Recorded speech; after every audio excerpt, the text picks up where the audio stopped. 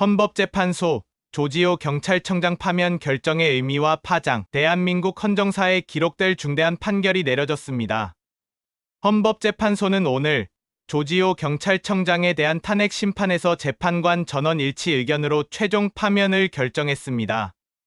이번 판결은 지난 2024년 12월 비상계엄 선포 당시 경찰력을 동원해 국회와 중앙선거관리위원회의 업무를 방해한 혐의가 인정된 결과입니다. 경찰 총수가 탄핵 소추를 통해 파면된 것은 우리 역사상 처음 있는 일로 국가 공권력 행사의 한계를 명확히 한 판결로 평가받고 있습니다. 헌법재판소가 밝힌 핵심적인 파면 사유는 크게 두 가지입니다. 첫째는 국회의 권능을 심각하게 침해했다는 점입니다. 당시 경찰은 국회 진입로를 차단하고 국회의원들의 등원을 물리적으로 방해했습니다. 헌재는 국회가 계엄 해제를 요구할 헌법적 권한을 가졌음에도 이를 막아 세운 것은 민주주의의 근간을 흔드는 중대한 위헌적 행위라고 판단했습니다. 둘째는 중앙선거관리위원회의 업무 방해입니다.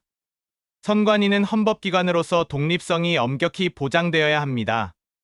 그럼에도 불구하고 경찰력을 투입해 그 기능을 마비시킨 것은 법치주의를 정면으로 위반한 것으로 보았습니다. 조지호 전 청장은 심판 과정에서 상보의 지시에 따른 정당한 직무 집행이었다고 항변했습니다. 하지만 헌재는 이를 받아들이지 않았습니다. 위헌적인 명령에 대한 맹목적인 복종은 공무원의 중립 의무와 헌법 수호 의무를 저버린 행위라는 점을 분명히 한 것입니다.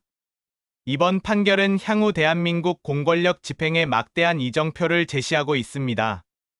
이른바 영혼 없는 공무원에 대한 엄중한 경종을 울린 것입니다.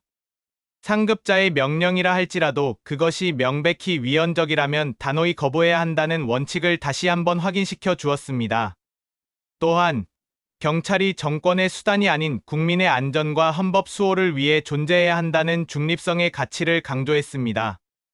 계엄과 같은 비상 상황에서도 헌법 시스템은 결코 멈춰서는 안 되며 이를 훼손한 자는 지위 고하를 막론하고 반드시 책임을 져야 한다는 사실을 보여주었습니다.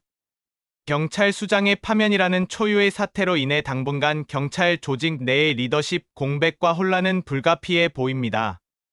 정부는 즉각 대행 체제를 가동하며 조직 추스르기에 나섰지만 실추된 경찰의 신뢰를 회복하기까지는 상당한 시간이 걸릴 것으로 보입니다.